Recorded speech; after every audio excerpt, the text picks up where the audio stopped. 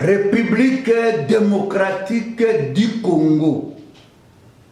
Dynamique pour une sortie de crise, DISOC en sigle. Jour J-, 669 jours, conformément à l'article 73 de la Constitution. Déclaration politique en rapport avec la situation de l'heure. La dynamique pour une sortie de crise DISOC en sigle rappelle à l'opinion que, depuis son avènement à la suite d'une parodie d'élection du 30 décembre 2018, les pouvoirs en place s'est inscrit dans la logique de violation systématique de la Constitution, en réalité dans la logique de déboulonnage de la Constitution. Les derniers faits en date constitutifs de ces violations sont les suivants. 1. La deuxième session ordinaire du Parlement pour l'année 2021, ouverte le 15 septembre, devait se clôturer le 15 décembre.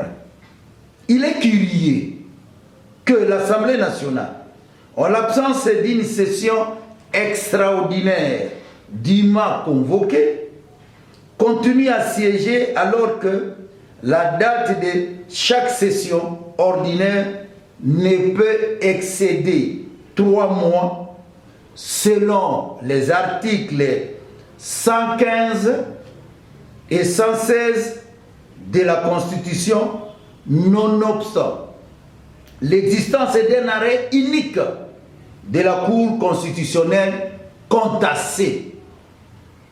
Pour la DISOC, l'entérinement des 3 membres dissidents de l'opposition pour compléter l'équipe de la CENI Kadima, CENI de l'Union dite sacrée de la nation, votée au cours de la plénière du 23 courant, est nul et de nul effet.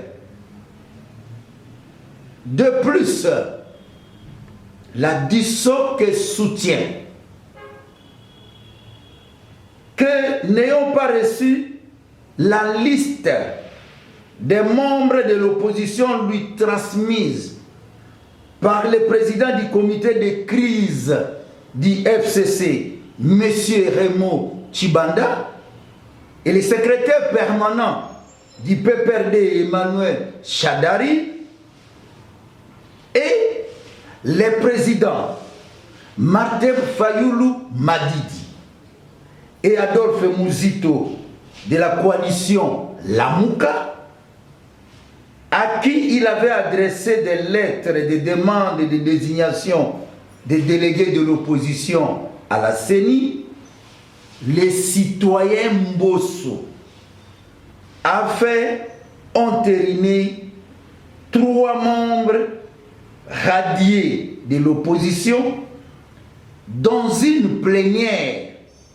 où ne siégeaient que les délégués membres de l'Union dite sacrée de la nation, à l'absence de ceux de l'opposition, au mépris du consensus tant souhaité par la DISOC, confirmant ainsi la politisation à outrance de la CENI. 2. La convocation et la tenue inopportune de la conférence des gouverneurs de province à Kinshasa du 22 au 23 décembre 2021 en violation de l'article 200 de la Constitution.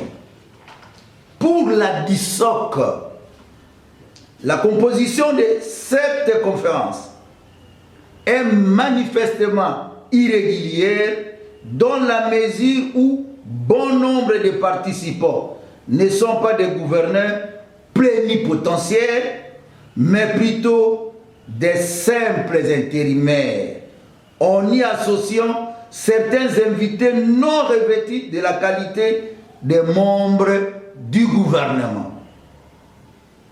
Étant donné que la conférence des gouverneurs se tient à tour de rôle dans chaque province, la délocalisation de la conférence initialement prévue en Mbandaka, dans la province de l'Équateur, n'est pas fondée.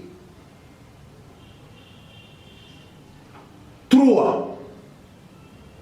La présence des éléments de la police rwandaise et des forces armées ougandaises sur notre territoire pour mener des opérations militaires assimilées à une guerre dans les deux provinces en état de siège, sans l'autorisation du Parlement, en violation de l'article 85 in fine. Au-delà de ces violations constitutionnelles, la DISOC rappelle qu'elle avait fustigé en son temps le fait que la démarche entreprise par les pouvoirs en place auprès de son éminence Fridolin cardinal Ambongo, auprès de leurs excellences, les évêques et monseigneurs des églises catholiques et protestantes, en vue de la recherche d'un prétendu consensus, n'était qu'une stratégie machiavélique de distraction de l'opinion. Aujourd'hui, les faits donnent raison à la DISOC au regard de l'enterrement forcé des 3 membres de l'Union sacrée à la CENI à la place de ceux de la composante opposition politique.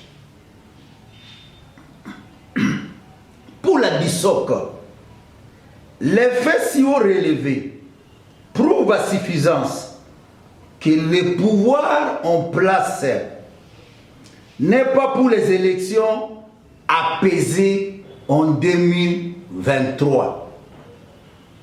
Que le pouvoir en place est incapable d'assurer l'ordre public et de garantir l'intégrité de notre territoire en signant des accords de capitulation avec des pays agresseurs de la République démocratique du Congo.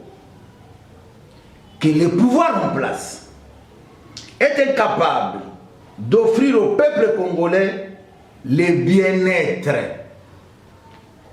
en tout état de cause. Pour la DISOC,